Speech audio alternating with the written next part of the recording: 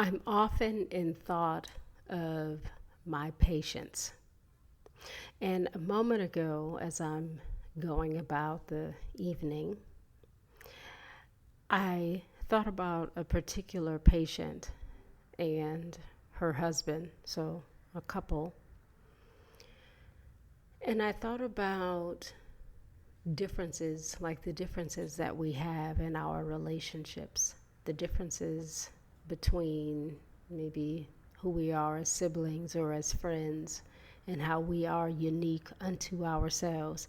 And I began to think about how it's important to love from a place of practice. To love from a place of practice. And what I mean by that is it's dropping into who am I and who is the other.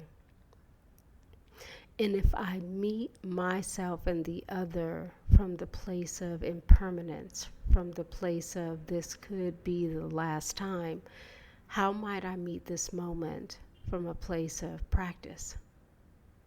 Loving from a place of practice. And I began to think about, affection and time and love languages and how we're all different. And we can easily be in relationship with someone who's unique from us, who's different. Our love languages are not always aligned, right? Some people might be more touchy-feely. Some people might be more quality time and acts of service or words of affirmation. You can give thought to all of the love languages, and this is less about that and more about the practice of how to meet a moment, not from, oh, this other person wants that or needs that, but from a place of practice. So if I pause and give you the thing that you need, let's just say it's my time and attention. If I pause and give you that, even if I don't necessarily think or feel like I need it or that's who I am, but I'm practicing. If I pause and give you that, and I do it from a place of practice, then there is no separation between you and me.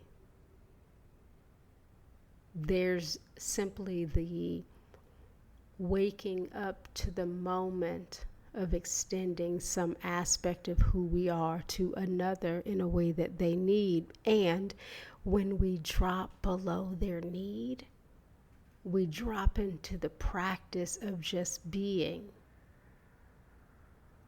And then we experience the potency of that and what it teaches us. That, I too needed the presence. I too needed the time. It may not be my natural inclination or the thing I need the most, but when I do it from a place of practice and not from an obligatory place or this is for you and I don't need it place, but if I do it from an authentic place of practice, then I can find the place where I connect as well, where I'm held as well, where I can experience the meaning and purpose. Maybe I'm not affectionate, but I know that you are.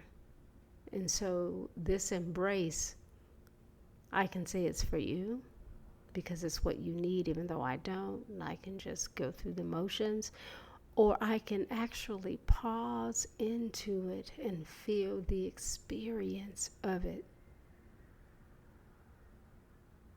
And begin to investigate the areas inside of myself that may be closed off for some reason. That didn't feel like there was room and space or permission to be away. And so I'm thinking about loving from a place of practice. And the thing underneath that drives it is impermanence.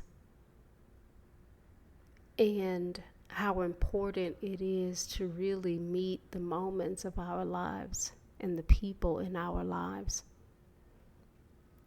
and to take the extra seconds or minutes to be there in the here of the now, and not have to rush it through or begrudge it for even existing,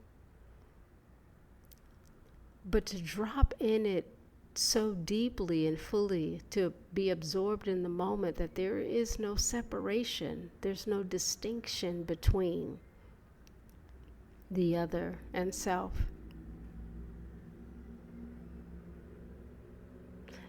And in a previous episode, I talked about, our last goodbye, because every moment is complete. Whether we are present in its completion or not, it is complete. And we do not know when last is next. And we, unfortunately, we're all guilty of taking for granted things that we would miss if they were no longer. People we would be devastated to lose if they were no longer. And so how do we drop into the practice of love in such a way that we're present with what's needed and what we need,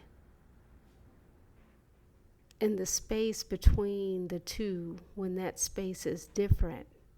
We may not share the same ways of being.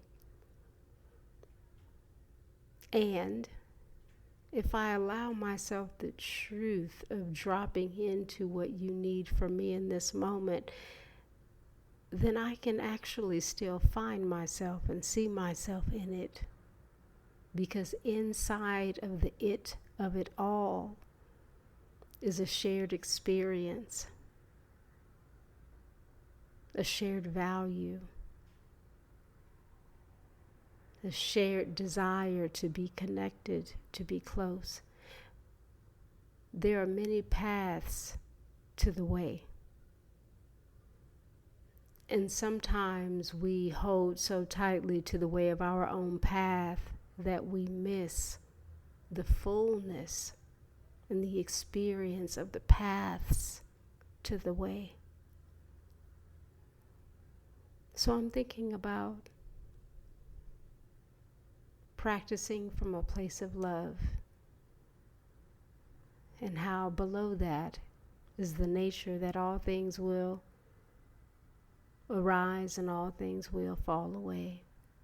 Ajahn Chah, Buddhist teacher, no longer in this form and in this existence, wrote a book with a similar title, All Things Arise, All Things Pass Away, or Everything Arises, Everything Passes Away. Basically the comings and the goings, the rises and the falls. And how might that inform us to find the deeper thing, the practice of love thing, in the moment of the happenings of our lives, when we're called to give in a way that is not our natural inclination, or receive in a way that is not our natural inclination, and how might we find ourselves even still in that? I'm thinking about that. I think it's important. It is a path of opening and holding and connecting and being and growing and evolving. It is a path of freedom and expansion. It is also a path of how we can hold ourselves in our most painful moments and not turn away from the pain, but to be in a practice where we love ourselves through it still, that we do not abandon the way of our going. or that of another. I'm thinking on these things this evening, and perhaps something I've said will awaken something in you that has you to think on some things. I happen to believe that inquiry allows great access, like expansive access. May we be so bold in our inquiry of ourselves and our lives. And may the asking point us always in the direction of the aligned response, that our call is responded to from some deep place within. Yeah. That's what's on my mind in this moment. And now maybe it's on yours. Or something else, perhaps. Either way, I appreciate your presence. Your being here, you're spending a bit of your time with little old me. And I hope you come back around and do it again. And then after that, and again. Yeah. We all want someone to be right there. So, thank you for being right here with me. And may you be well.